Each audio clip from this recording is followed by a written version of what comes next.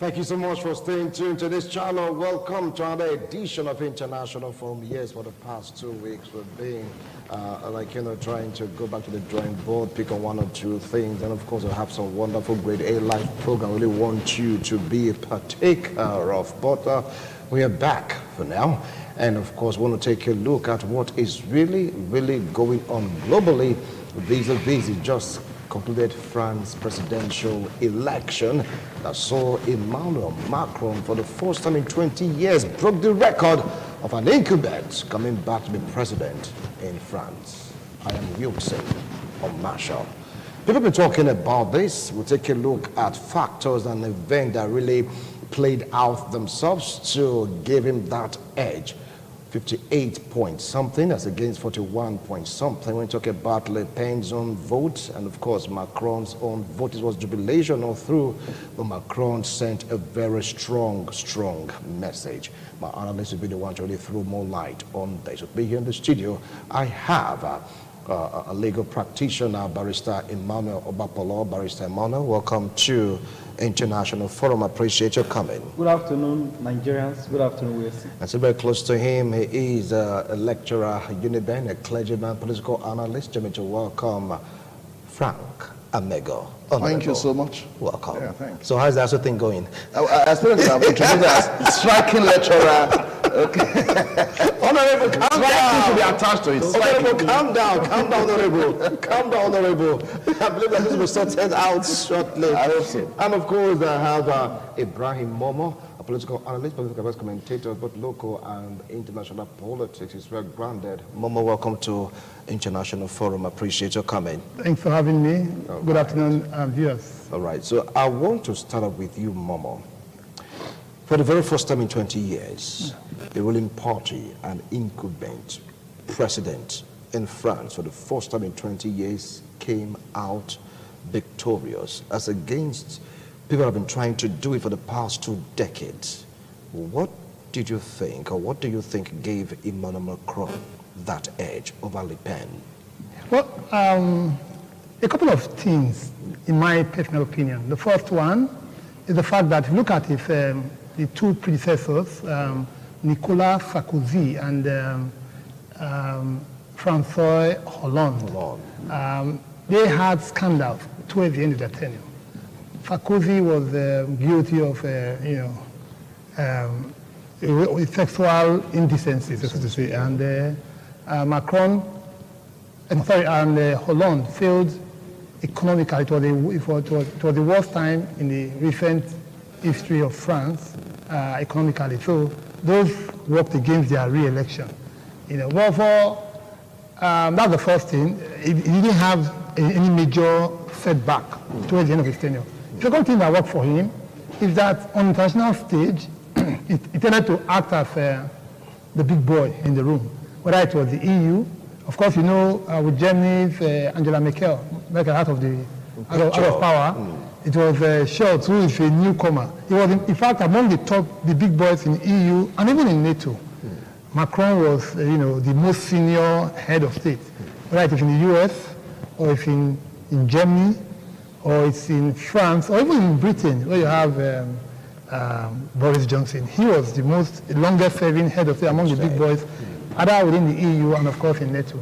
And then the final thing I think that worked for him was that he played a defining role in terms of negotiation and during the Russian-Ukraine crisis. Though it led to a spike in his popularity rating, but towards the election, a few days of the election, it tended to nosedive.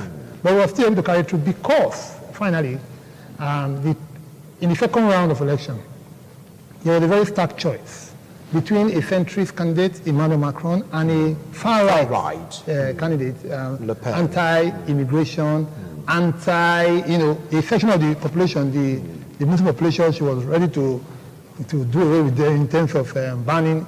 Say from day one, she was going to ban. So she already had issues that she was grappling with. And then, of course, her ties to Russia. And she was supportive of Russia. And then her party took a loan from in the Russian bank. So these are the things I think that played to ensure that he got the second term. All right, Barrister Emmanuel Obakbola, like what he rightly said, he talked about Sarkozy that was accused of sexual misconduct, and of course Hollande. France never had it that bad economically in its time. That was why you have the yellow shirt saying enough is enough, and all that. Macron came into the scene and the story became different. Do you think that these are the factors that really played an important role in Macron emerging for the second time as the president of France, or there are other factors that he didn't mention? Yes, so these are some of the factors that really helped him in achieving this feat. And there are other factors like since the birth of parliamentary in 1953, if my memory judges me correctly, this is the first time a French president is winning with majority of parliament from his party. Majority of parliament? Yes, majority. This is the first time since 1953, if my memory judges me correctly. Then look at also the Russia-Ukraine war. You see that the young man has a very important role playing. And also in the EU, as it stands just now, France is holding the presidency in the EU. And looking at all these factors, then internationally and domestically, you see that the man has been vibrant, has been talking, has been making suggestions to see how there could be world peace. And also, he has this romance with the so-called commoners. And just like he said, looking at it, Macron is not the man that stays on the top of the ladder, despite his status as the president of France. You still see him coming down the ladder. You still see him meeting with people in order to see how things could be okay. And looking at it, you know, in 2 months from now, to be precise, in June, there will be another election, parliamentary election in France. So I think his party and other persons needs him to be there to see, so that could be another signal to members of his party and parliament to see how things could be done well to retain that power and that majority membership in the parliament. So Macron has a lot of in him, young man, vibrant, and he, like he said, he's the most senior big boy among the big powers of the world. The longest serving president. Yes. So when you consider all of those factors, I think, to my mind, I welcome his comeback. I welcome his feat. All right. Now let's take a look at Le Pen's position, and of course the percentage she got rather, when talking about the second presidential election. They had second round. They had 2 rounds. The first one, of course, the second round. Pundits said that, look, despite the fact that she lost, in history, this is the first time the far right has garnered such a number. Should Macron's party be worried because in 2 months' time we'll have another election? Yes. Initially, I was thinking Le Pen would not go that far. And now she has set up something historical, that the far right could still demonize what they have had in time past. And she's not to be taken for granted.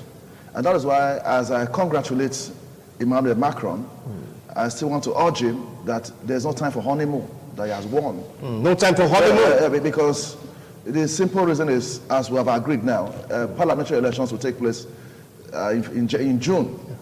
So it's as if his election victory is not yet given to him. So I expect him to ignore the victory and concentrate on the June parliamentary elections. And again, I congratulate Emmanuel Macron for winning. Otherwise, the role he has played in the global peacekeeping would have been kind of nosedived to the extent that Le Pen and Putin are close associates.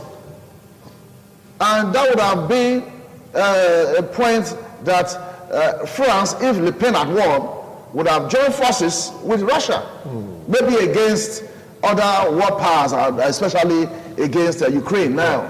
So when I checked our antecedents, the founder of the party she belonged to, and they have had crisis all these years. And I also want to congratulate Emmanuel Macron, because apart from 2012, there was another year, 1981, what he escaped over the event was punishment votes. Punishment yes, votes. Whereby his own power would have been shared.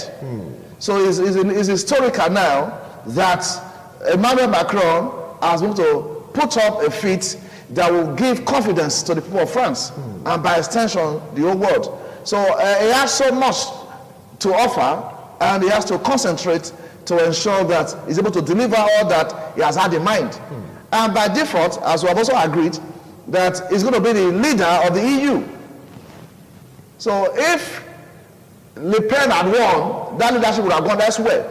So France has a lot to offer the whole globe now, as far as peace and progress are concerned in this earth. All right. Now, some pundits of the opinion that the reason why Emmanuel Macron was victorious is because of the international politics. Just as U.S. way back during the time of Donald Trump accused Russia of interfering, that international pundits somewhere along the line interfered in this election. Hence, Macron came up top. What do you feel about that allegation? Well, I do not think there was what I can call an interference. But I think what is happening globally, internationally, played a defining role to get Emmanuel Macron across the finish line. I think that's because, firstly, is the fact that when you look at some of the people who voted, even in his victory speech, in acceptance speech, Emmanuel Macron acknowledged the fact that a lot of people who voted for him did not vote for him because of him. They voted because they were afraid of the alternative. Of course, and Jean-Marie Le Pen had the intention. Initially, it was leaving the EU. Now she's, couching that one in fine lingo by saying that we will renegotiate our membership of the EU. Well, essentially, it was going to usurp, offset the apple cart, and that was so. And then we look at her affinity to Russia and Russian banks, her and her party, closeness to the Russian president, whom she acknowledged in the only debate they had, that he is her friend. Vladimir Putin is her friend. And then, of course, Emmanuel Macron accused her party of taking a loan, from the Russian bank. So it definitely played a role. And not to forget the fact that this issue is about playing the big boy in the room, international politics, diplomacy. Even as petty, if you want to call it that, petty, as standing arrangements for a photo op, the big boy stands at the middle. I'm using big boy to represent the most powerful or most recognized, the most senior head of state. When Trump met Kim Jong-un, if some of us who have a background in international relations, so we will notice that Trump was on the right of Kim Jong-un, and then even in sitting, Kim Jong-un, who is younger in age but older in the presidency, sat down first. These are some of the nuances, but they are very important. Even in sitting, when you negotiate, for example, if you are negotiating, it's often assumed it's an equal force. Nobody sits at the top of the table. Even presidents are seated, they sit down across the table, you face each other. No one sits one seat here, that. So these are small, minor nuances or influences that are important in international diplomacy or international politics. And so, if a Marine Le Pen had come, it would have reduced, the status of France globally, in the EU, in NATO.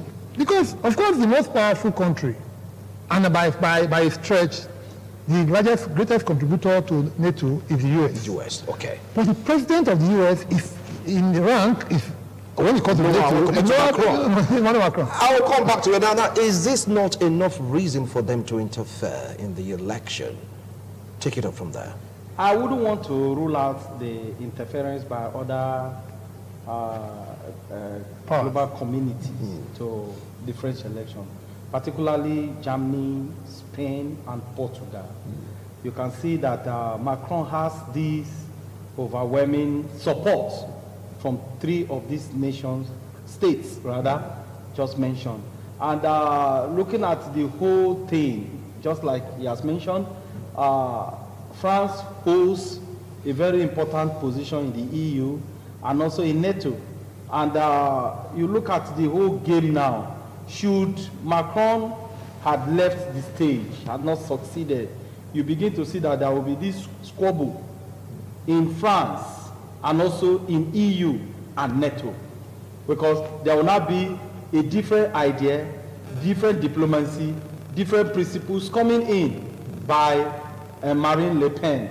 But now that Macron has won and he has been declared winner, so that principle, that idea, that diplomacy that EU has just now, inclusive NATO has just now, particularly on what is going on between Russia and Ukraine, because that is the uppermost now, is the subject of all discussion on every lip you find today in the global community. So all of this put together assisted Macron.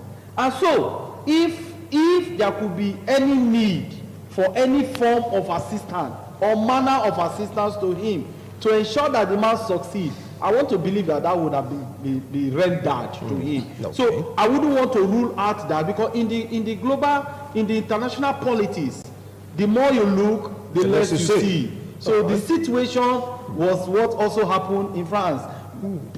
Again, looking at the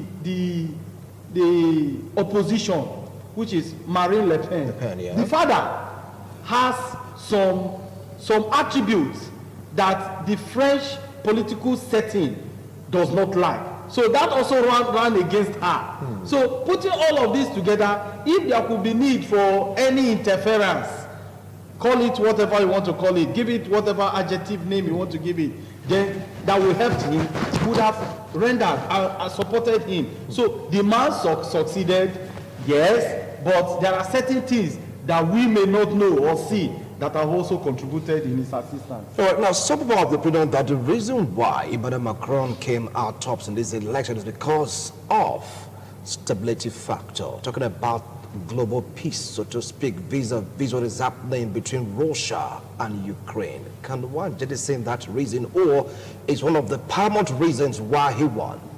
Yeah, it was clear from onset at about April last year, where they conducted an opinion poll, and the figures they gave between 54 and 57 chances that Macron will win.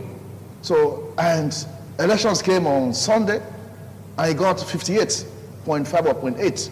So that showed clearly that the people of France believed in him, that stabilizing factor that he has. And for them not to have voted massively for him would have spelled doom for France. They knew all the implications of Emmanuel Macron not winning. Because all of these things we have said about Macron, they would have been gone forever. And the French people were very careful not to lose such a thing. And they could find an opinion poll that will be as close as to the actual voting. 54 to 57%.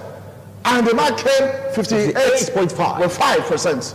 That shows that what the poll conducted was real, was genuine, and it manifested. It was not in any way tampered with, unlike you see some other nations, whereby they can influence the opinion poll and begin to show us things that will not really reflect the true nature of the people of that country. So for them to actually play out what they just ordinarily conducted, I'm sure 54 to 57% of them went out and were able to win the vote of about 1% or 1%. Yeah, because maybe they would have done some bit of betting. Yeah. That's what will be the outcome of this poll. And they came out and discovered that those that supported that Macron will win went back to them. Maybe some of them couldn't pay back the bet. If you can't pay back, so join us. They saw reasons with them why they should vote for Macron. And for them to do otherwise became obvious. First, we will have the opportunity, which is rare, to lead the EU anymore. In the global arena, France want to start like all over. So let's build on the legacies of what Macron has started. And what they would have seen, if you use our own way of assessing things here, it has reached roofing level.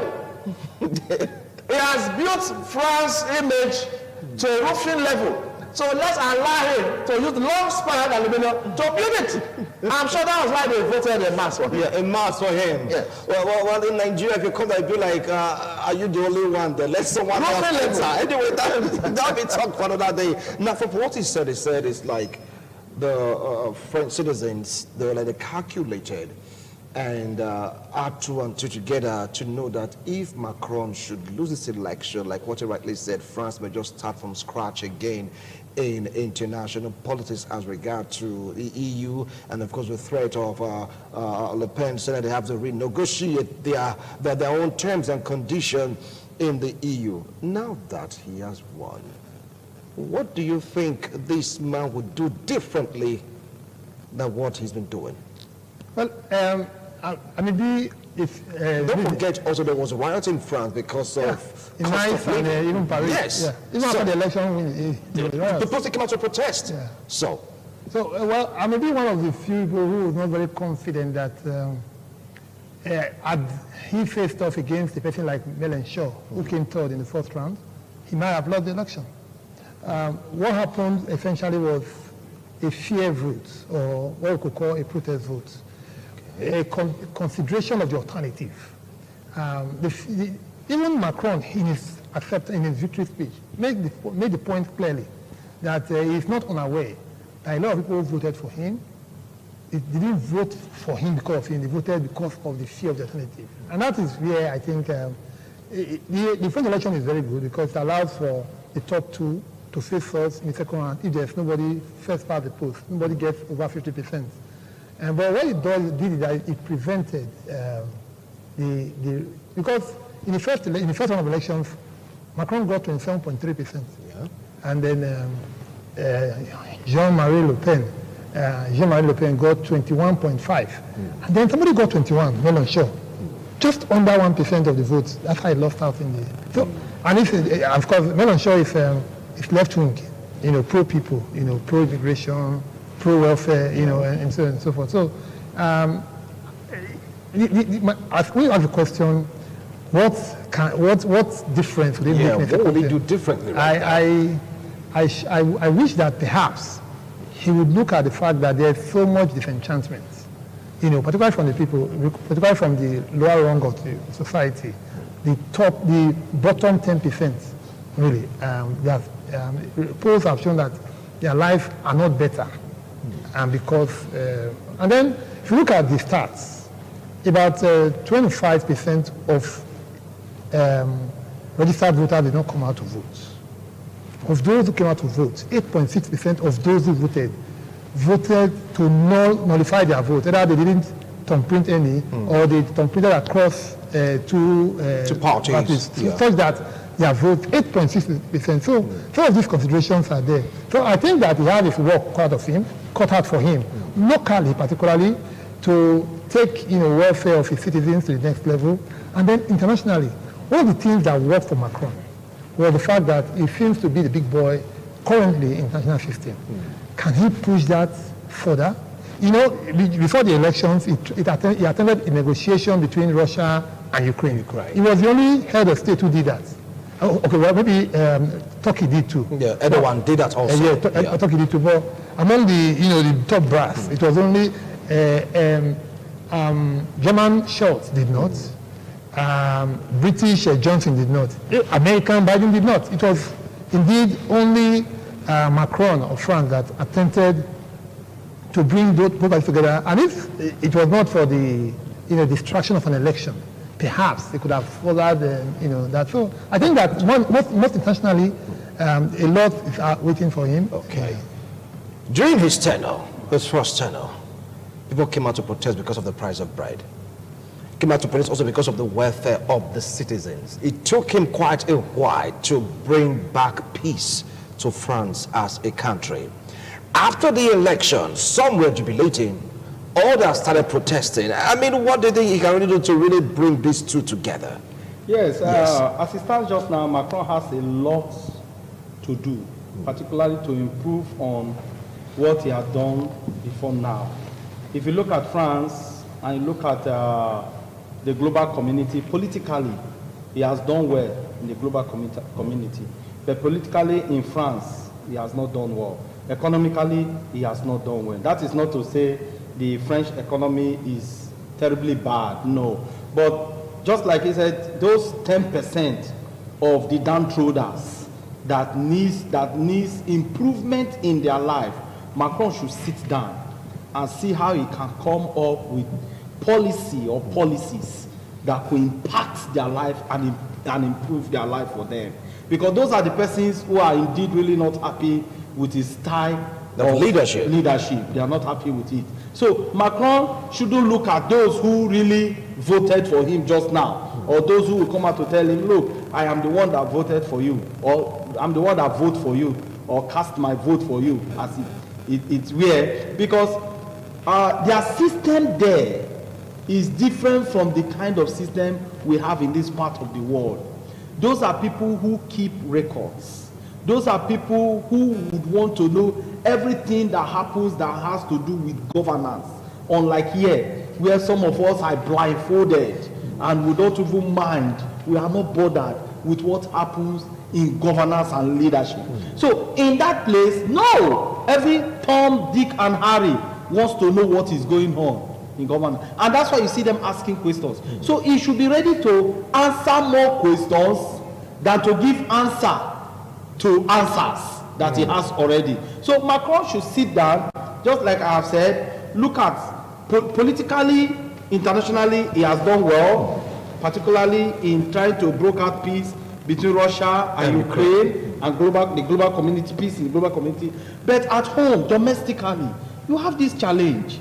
So improve the life of the people. Though at a point, himself was one of those presidents who hid under the excuse of COVID-19 and begin to tell the people these are the reasons. But now COVID-19 seems to be over. Well, it's not all, because right now China, Shanghai, they're having serious issues with COVID-19. That's why I use the word seems to be over. Okay. Yes. Okay. So hence it seems to be over. Yes. He should look at how he cannot improve the lives of the people economically. Particularly his function now, he should have more function to be carried out domestically, so that by the time he's leaving at the end of his tenure, his name will be written on the sand of time. All right. Now, some of the opinion that Emmanuel Macron, President Emmanuel Macron, he's just totally cut off from the people. All he's concerned about is the international image. Back there at home, people are suffering.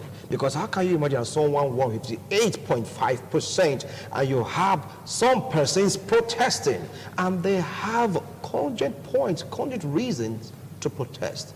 Does it mean that this man has been carried away by international clout? Over to you. Yes, I know from the Bible when Jesus said, if everyone speaks well of you, you're in trouble. Let me paraphrase like that.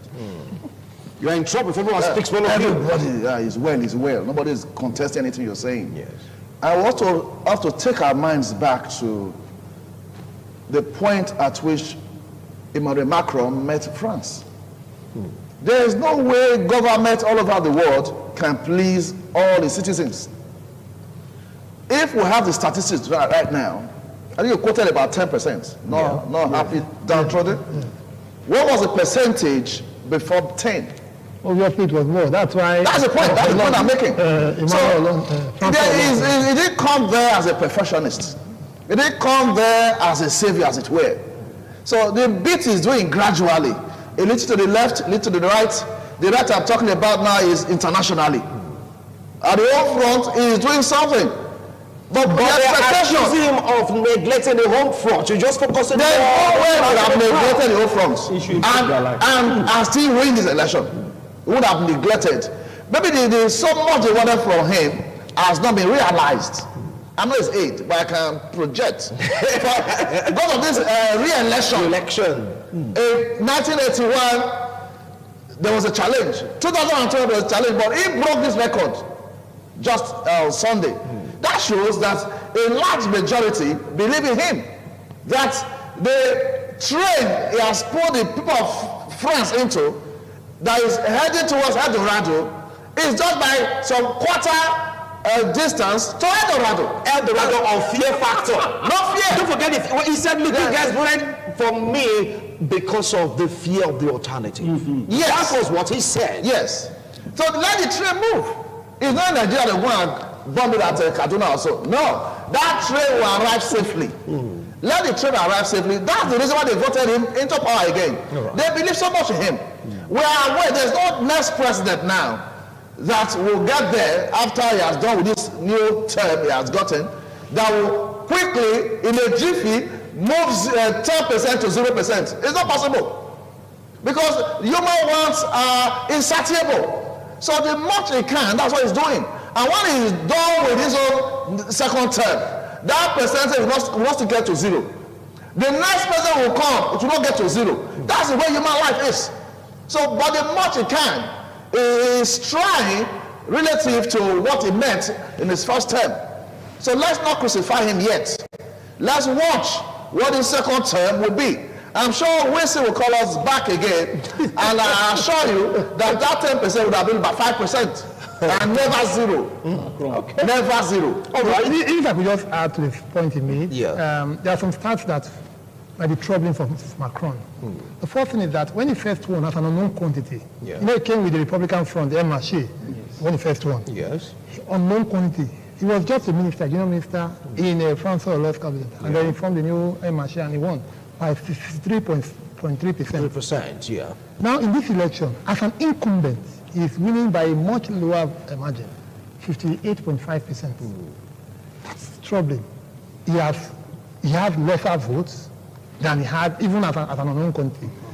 On the alternative, you look at Jean-Marie Le Pen. Le Pen, yeah. The person with whom he has sparred in 2017 and 2022. She had 33.7%, I think, in 2017.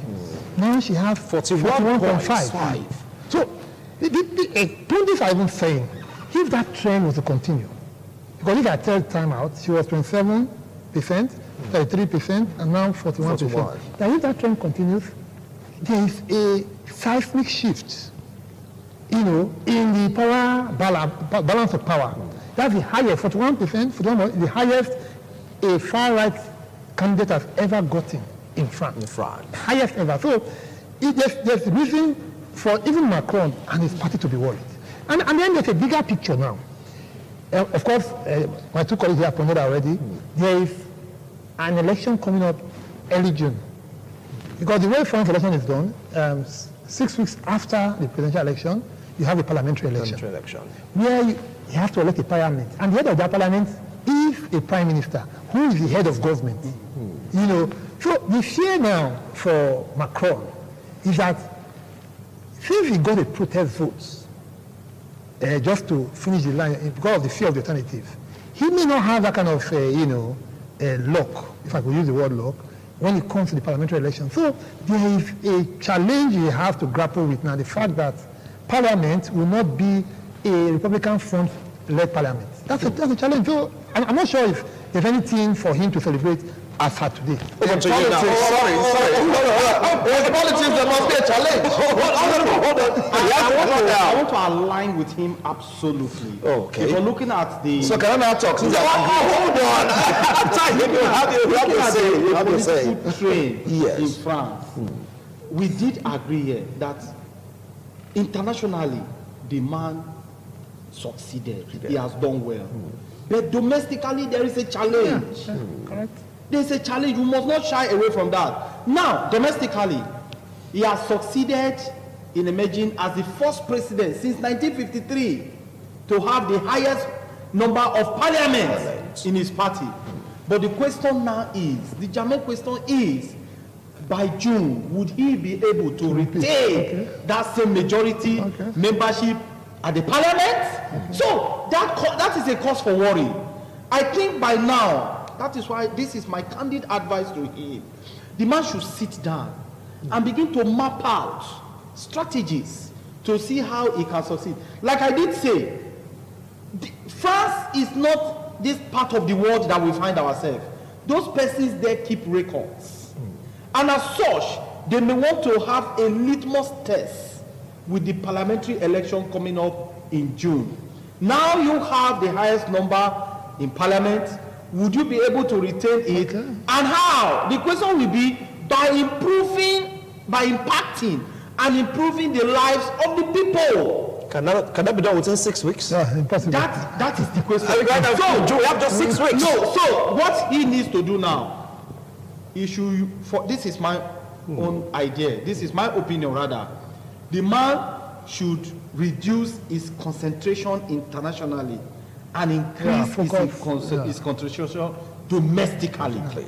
So that by the time he focuses domestically and you begin to see things begin to go towards a right direction for him. Because if he leaves the country, if he leaves the home and begin to focus outside, we never can tell what will happen at the parliamentary election. And when the parliament is not in his favor, then the problem arises. Now, talking about the June election, because you have to dabble into this. Now, he is the president, but the head of government is the prime minister. Do you think that French citizens may want to get someone as well as a party to create a balance in power come this June? Do I answer it? Sure. They won't. Are you in their mind? You sounded so sure, 100% sure that they won't. You know, you introduced me as a clergy, so I can foresee. Okay, he did that introduction. So I'm aligning with that, introduction. So the point is, the people of France, they are no babies. As we have all agreed, they are enlightened people. But as I said, they keep records. Any developed country, people that live there, they keep records. So what I see there, for them to, the people to allow Macron to come back this second term, to create a record, if it doesn't get an overwhelming majority at the parliamentary elections, there to be a vote against the people that once voted for him. So they should go all out, which they will do. I'm sure maybe we would have read Macron's manifesto, that should concentrate on the domestic. He's going to do that. We do that in Nigeria in a way that we're going to attract foreign investors. We have good roads, we don't have light, so we're going to attract foreign investors. You are listening to that now. Come on, attract foreign investors. So the first thing the man did, and it worked out. If I could get the first term, let me get global support. He got that visibility, and he has succeeded. And now in second term, what's next now? There's no way he's going to get global support or influence again. He has that already. So what he's going to do now is to concentrate on the domestic, which we'll come back to this floor and discuss that he is concentrating on the domestic. It's true with having a global visibility. How? Because we still have the Russia-Ukraine crisis. No, it's true in the sense that by EU standard, he's going to be the leader. He's done with that, as far as EU is concerned. Now, what's left for him is to work at the home front. And we shall allow him work. People said, come back and work. By voting 58% vote for him, they want him to come back.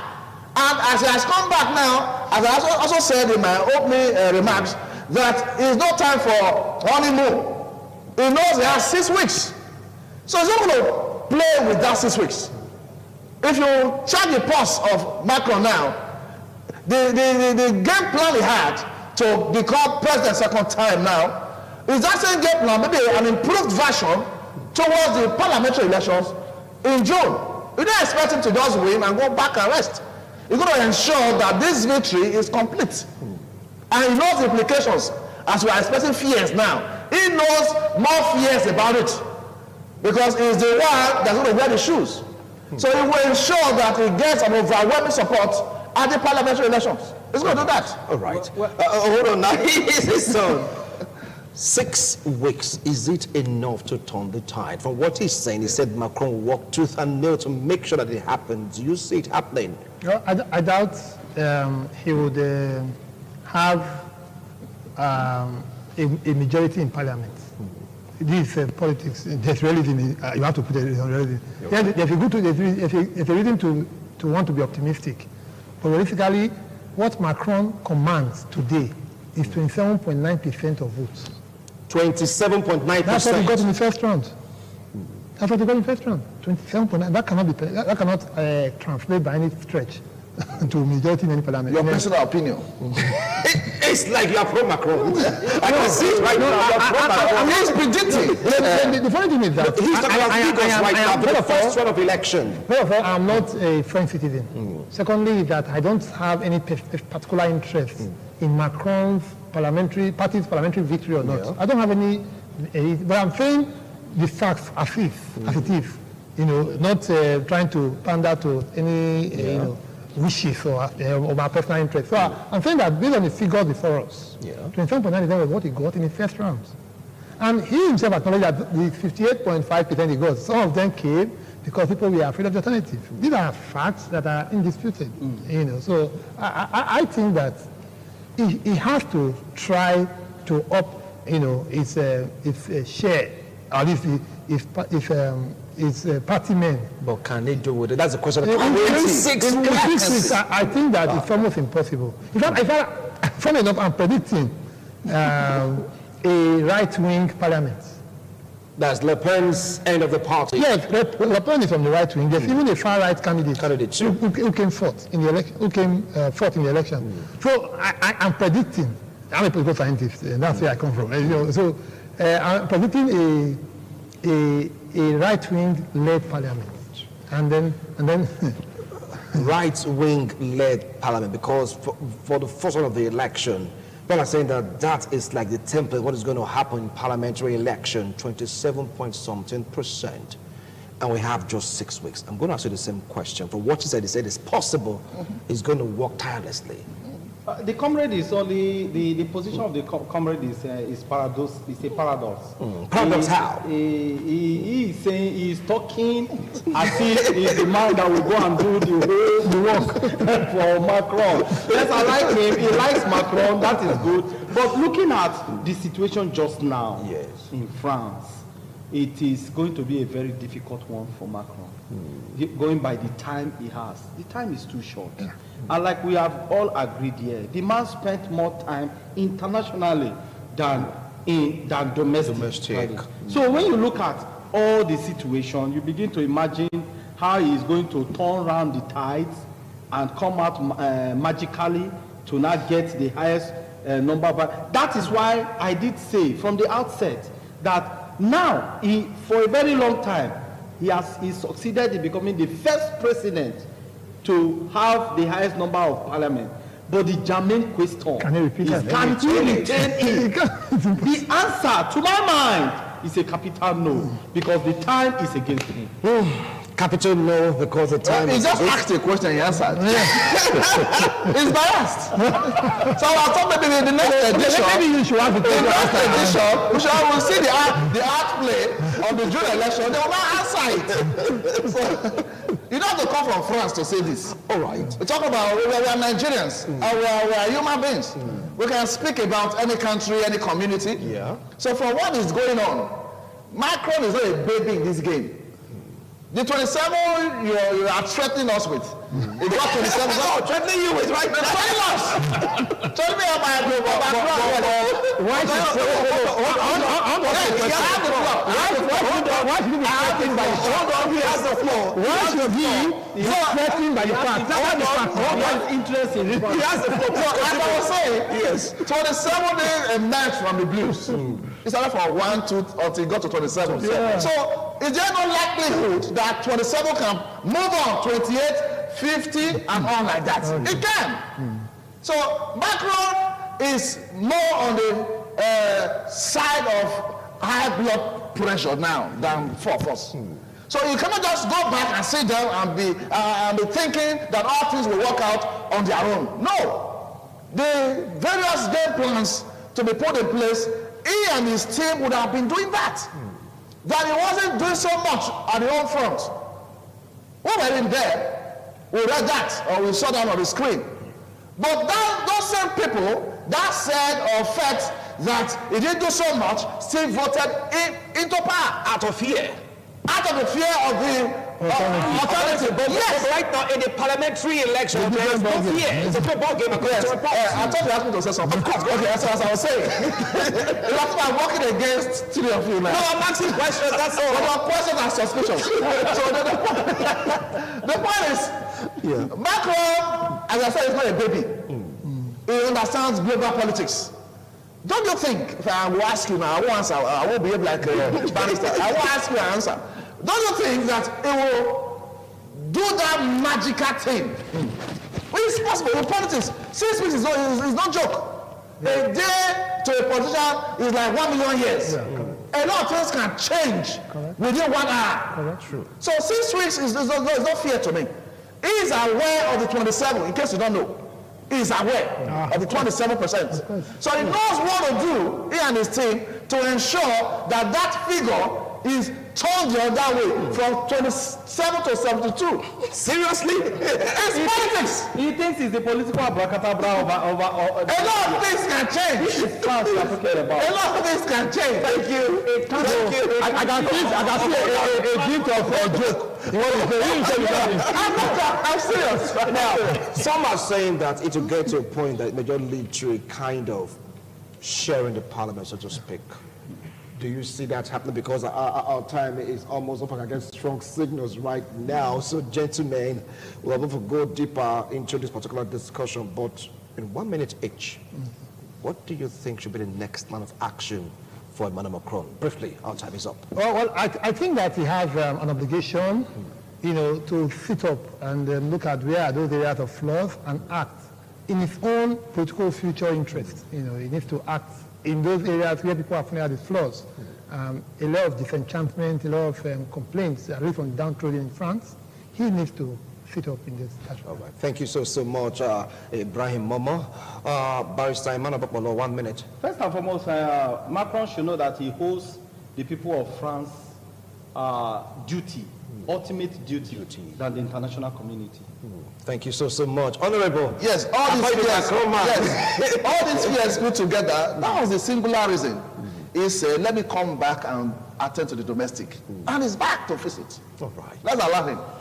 Let's allow him. That is the comment of Honorable, and of course, for what Barrister said, he said, look, be domestically inclined.